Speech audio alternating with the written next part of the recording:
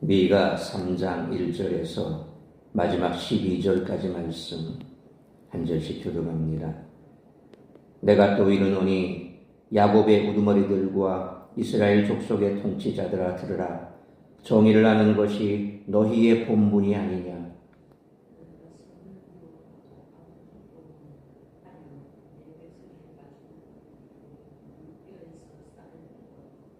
그들의 살을 먹으며 그 가죽을 벗기며 그 뼈를 꺾어 다지기를 냄비와 속 가운데에 담을 고기처럼 하는도다.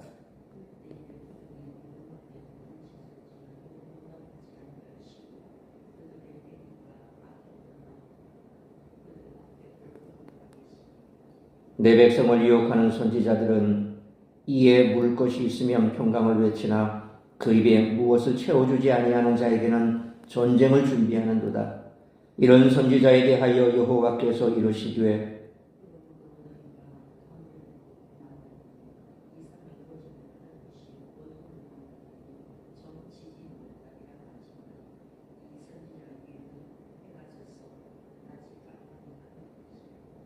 선견자가 부끄러워하며 술객의 수치를 당하여 다 입술을 가릴 것은 하나님이 응답하지 아니하심이거니와.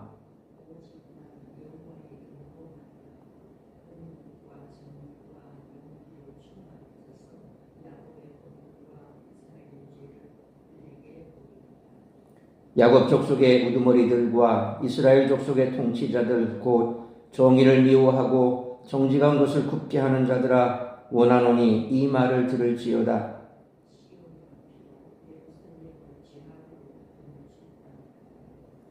그들의 우두머리는 뇌물을 위하여 재판하며 그들의 제사장은 삭슬 위하여 교훈하며 그들의 선지자는 돈을 위하여 점을 치면서도 여호와를 의뢰하여 이르기를 여호와께서 우리 중에 계시지 아니하냐 재앙이 우리에게 임하지 아니하리라 하는도다.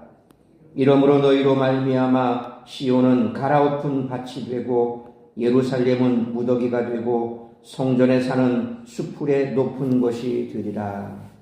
아멘. 오늘 본문 3장의 키워드는 본분입니다. 먼저 야곱의 우두머리들과 이스라엘의 통치자들의 본분이 거론됩니다. 다음으로는 비록 본분이라는 단어가 직접적으로 표현되지는 않았으나 선지자들과 제사장들의 본분이 논의됩니다. 선지자들에게는 사회 지도층으로서 정의를 아는 것이 본분으로 제시되고 제사장들에게는 종교적 지도자로서 돈에 의해 좌우되지 않고 정의와 용기를 가지고 죄로 지적하는 것이 본분으로 제시됩니다. 오늘 본문은 당시 이스라엘 지도자들의 실상을 고발하는 것이지만 가만히 생각해 보면 현재 우리 사회의 지도자들도 본분을 제대로 감당하지 못한다는 것을 알 수 있습니다. 그럼에도 불구하고 정권이 바뀌면서 이제 하나하나 좀 제자리를 찾아간 것 같습니다.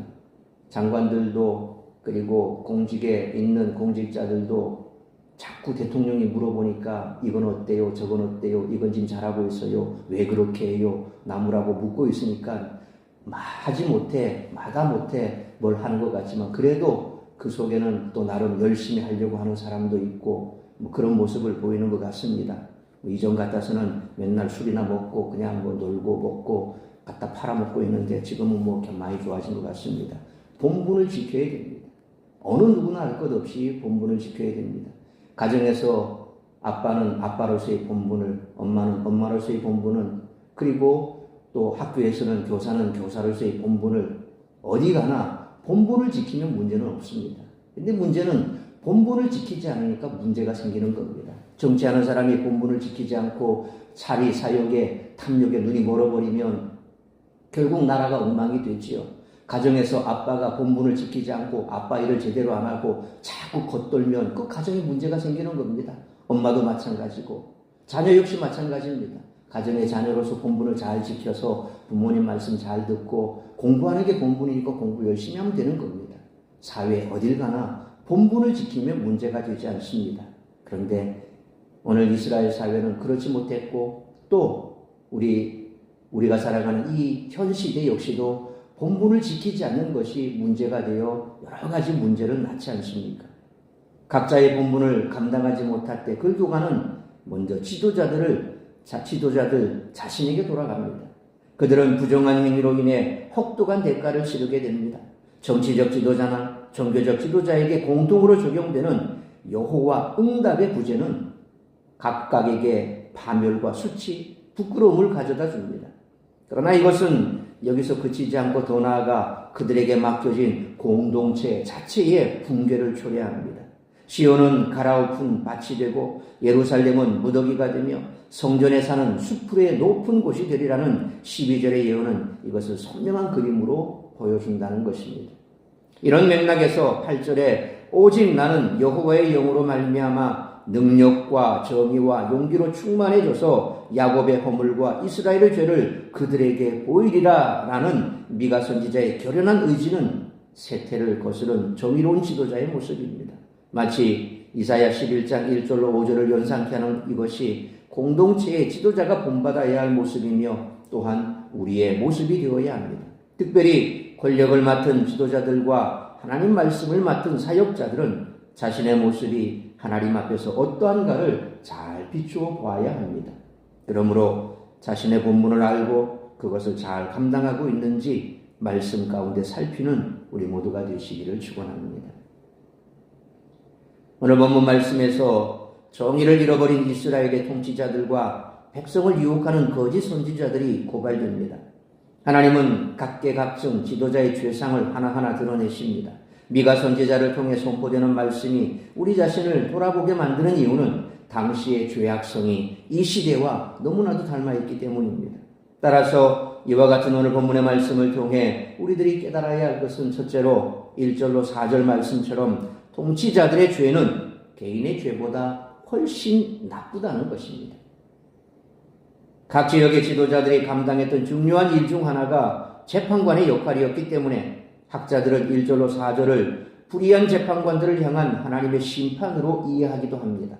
재판관들이 소환되어 하나님의 판결문을 들어야 했던 이유는 한 사회에서의 정의를 실현하는 일에 있어서 마지막 보루가 법정이라고 할 수 있기 때문입니다.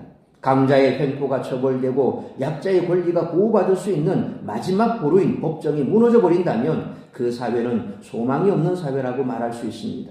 그런데 미가는 그것이 그렇게 썩었다고 선포합니다. 오늘 이 나라, 이 땅에도 이런 일들이 계속해서 벌어지고 있고 그것을 국민들이 막아섰기 때문에 그나마 우리는 지금 이렇게 숨쉬고 살 수 있을 것입니다. 12.12 반란을 일으켜서 전두환이 정권을 잡았을 때 얼마나 숨지기고 살았습니까? 많은 사람들이 잡혀가고 고문받고 그 고문의 후유증으로 지금도 사회에 빛을 보지 못하는 수많은 사람들이 있었는데 국민들이 지난 그 개혁을 막았었습니다. 그런데 법원은 지금 계속해서 그 개혁에 딴지를 걸고 있고 개혁에 앞장섰던 사람들을 기각하고 있고 이런 일들이 벌어지고 있는 그곳, 그게 법정입니다. 유전 무죄, 무전 유죄, 돈 있으면 살고 돈 없으면 죽고 한번 법원에 잘못 걸려들면 배가 망신하는 그런 일들이 얼마나 많습니까? 아무 잘못이 없는데 죄지었다고 걸고 넘어져서 1심에서 이기면 뭐합니까? 2심, 3심에서 계속해서 걸고 넘어지면 정말 자산 다 탕진하는 그런 일들이 법에서 벌어집니다. 법이라는 것이 그래 무서운 겁니다.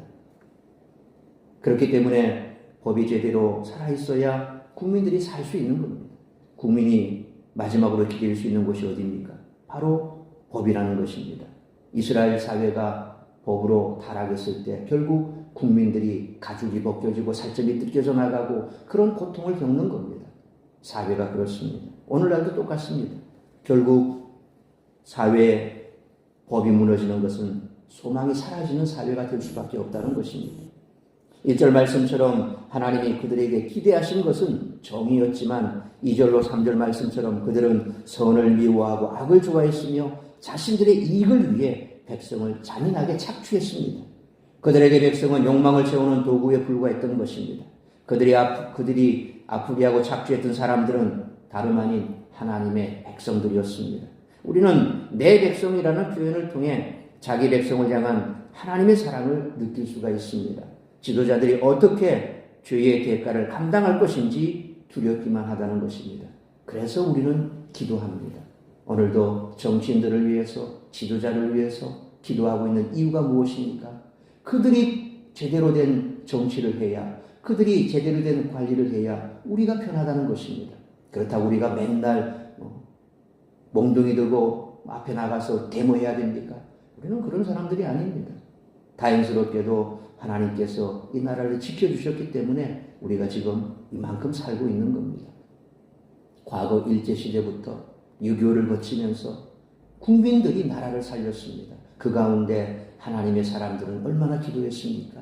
눈물 흘리며 나라를 구해달라고 기도했고, 이 나라를 잘 살게 해달라고 기도했고, 힘들고 어렵게 배골마가면서도 새벽기도 나와서 이 나라를 잘 살게 해달라고, 우리를 살려달라고 눈물 흘리며 기도했습니다. 우리는 기도하는 민족이었습니다. 기도했기 때문에 하나님은 우리를 살려주셨습니다. 지금도 전 세계 참 이만큼 전쟁을 겪고도 이만큼 살아가는 나라가 어디 있습니까? 아무도 없습니다. 우리보다 잘 살았던 동남아 국가들 지금 우리를 부러워하고 있습니다. 왜 그렇습니까?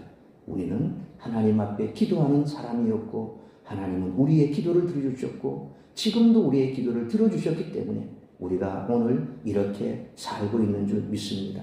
하나님은 기도하는 백성들을 결코 저버리지 아니하시고, 우리가 하나님을 믿고 의지하면 하나님은 우리를 사랑하시고 품어주신다는 것입니다. 그런데 이스라엘 사회는 어떻습니까? 그들은 하나님 앞에 기도하지 않습니다.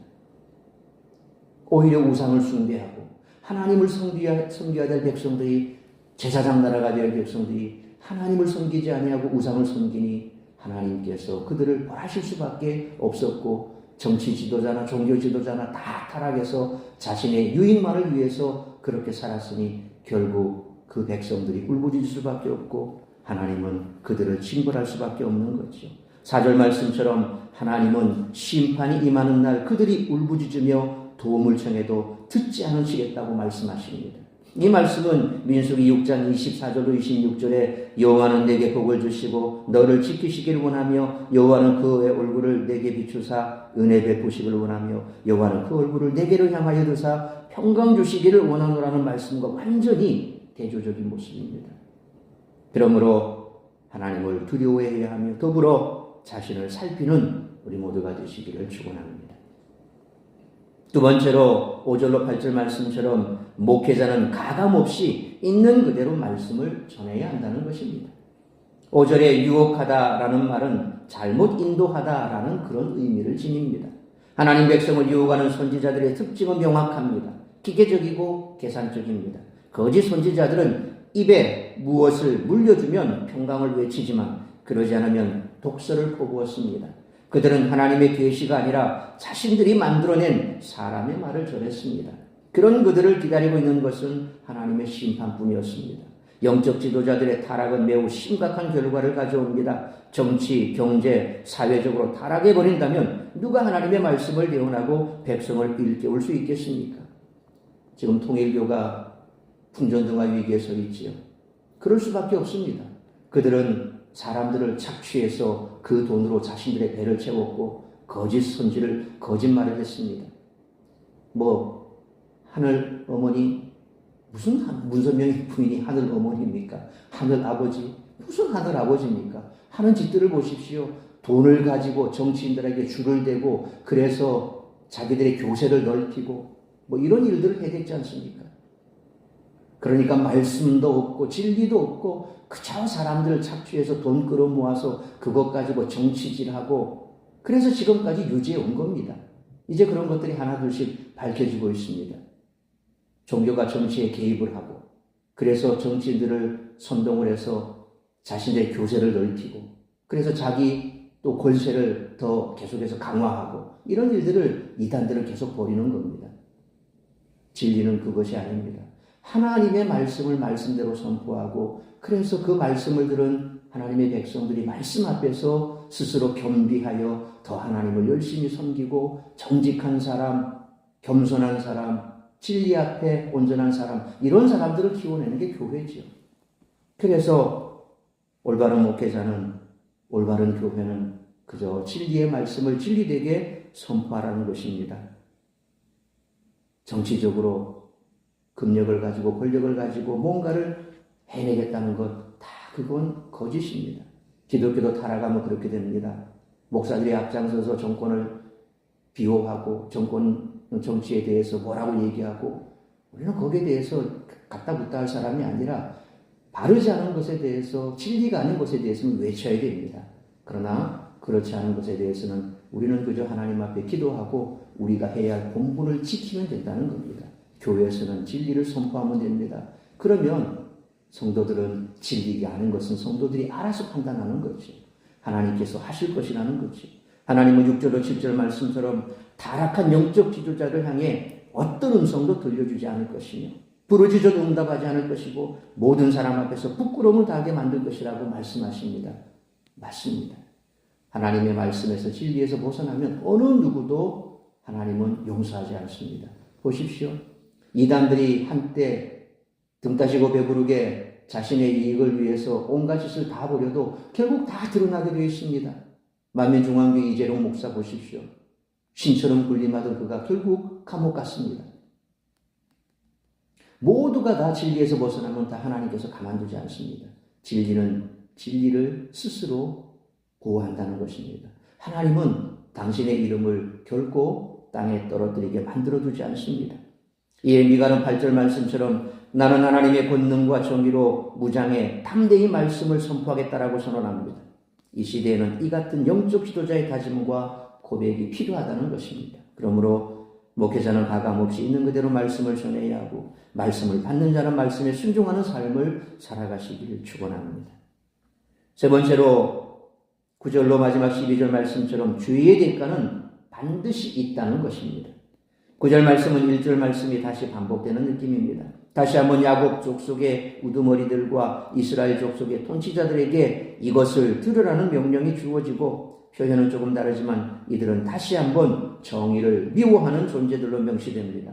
참으로 심각한 것은 지도층인 재판장, 제사장, 선지자들이 온갖 죄악을 저지르면서도 11절에 여호와께서 우리 중에 계시지 아니하냐 재앙이 우리에게 임하지 아니하리라 말하며 안심했다는 사실입니다. 이단들은 늘 그렇습니다. 자기들은 문제가 없고 그리고 자기들이 진리이기 때문에 문제없다 얘기합니다. 곧 이만희가 죽어나가면 신천지는 어떻게 될까요? 아마 내분이 일어나겠죠. 자기가 자칭 메시아라고 얘기하는데 이만희는 불사신이고 다시 부활할 것이다. 말도 안 되는 소리 아닙니까? 죽은 자가 마지막 심판 때나 부활하지 언제 부활하겠습니까? 그건 있을 수가 없는 얘기입니다. 그런데 사람들은 그렇게 미혹합니다. 미혹하는 자들은 결국 다 하나님의 징계를 받게 되어 있다는 것입니다. 다시 말하면 이들은 악을 행하면서도 여호와를 의뢰하는 것처럼 말한다는 사실과 여호와께서 자신 중에 계시다는 맹신 그리고 재앙이 자신들에게 임하지 않으리라는 확신을 가지고 있었던 것이죠. 혹시 우리도 이런 착각을 하고 있는 것은 아닌지 돌아보아야 됩니다. 나는 열심히 교회에 주일 출석하고 있고 열심히 신앙생활하고 있기 때문에 나는 문제없어. 그러나 조금만 더 깊이 들어가 보면 우리 역시도 죄인들입니다. 그래서 우리가 늘 말씀 가운데 기도 가운데 깨어서 우리 자신을 돌아볼 수밖에 없는 이유가 무엇입니까? 우리는 무균주대에 사는 사람이 아닙니다. 공기가 깨끗한 것 같아도 그 속에는 많은 병균들이 있죠. 내 몸이 약해지면 그 병균들이 내 몸속에 침투해서 감기도 걸리고 어디 아픈 데도 생기고 이런 거죠. 이 땅은 그런 곳입니다. 온갖 병균들이 떠돌아다니는 곳이 이 땅입니다. 우리가 나는 죄악과 멀리하기 때문에 죄 없어 라고 어떻게 감히 말할 수 있습니까? 생각으로 지은 죄도 있고 입술로 지은 죄도 있고 여러 가지 죄들 가운데 우리는 살아가고 있기 때문에 그래서 누구를 우리는 정죄할 자격도 없고 누구를 정죄할 수 있는 위치에 있지도 않습니다. 그저 우리 자신만을 돌아볼 뿐이고 그래서 하나님 앞에 우리는 늘 주인이라는 사실을 잊지 말아야 합니다. 우리의 생각은 전혀 중요하지 않습니다. 오직 하나님의 생각만이 중요합니다. 그래서 우리는 하나님의 생각인 말씀을 듣는 것입니다. 매일 말씀 앞에서 우리 자신을 돌아보는 것입니다. 그러므로 죄의 대가는 반드시 치러야 한다는 사실을 항상 잊지 말고 말씀에 자신을 비춰보아 죄악에서 돌이키는 우리 모두가 되시기를 축원합니다. 사랑하는 성도 여러분, 자신의 사명을 망각하고 백성을 이용해 탐욕을 채우고자 하는 지도자들은 큰 대가를 치를 뿐만 아니라 백성과 공동체를 치명적인 나락으로 이끕니다. 그러므로 교회와 국가의 지도자가 본분을 망각하지 않기 위해 늘 기도하고 하나님을 두려워해야 하며 더불어 말씀 안에서 자신을 살피고 죄악에서 돌이켜 말씀에 순종하는 삶을 살아가는 우리 모두가 되시기를 주님의 이름으로 축원합니다. 기도하겠습니다. 거룩하신 아버지 하나님, 은혜와 사랑을 감사합니다. 오늘도 이 새벽을 깨워 말씀으로 예배로 하루를 시작하게 하시니 감사합니다. 마지막 심판을 눈앞에 둔 이스라엘의 모습, 그 모습이 어쩌면 이 시대 우리가 살아가는 시대의 모습인지도 모릅니다. 곳곳에서 타락이 백성들을 올가매고 그 타락한 지도자들이 백성들을 힘들게 하고 그 가운데서 하나님께서는 하나님의 백성의 그 음성에 귀를 기울여 구원해 주시는 은혜 가운데 있음을 다시 한번 보게 됩니다. 아버지 하나님, 이 나라 이 민족 지금까지 하나님께서 굽어 살펴 보호하여 주시어서 하나님의 백성들의 기도를 들어주심으로 우리가 지금까지 이곳까지 이렇게 온 것인 줄 믿습니다.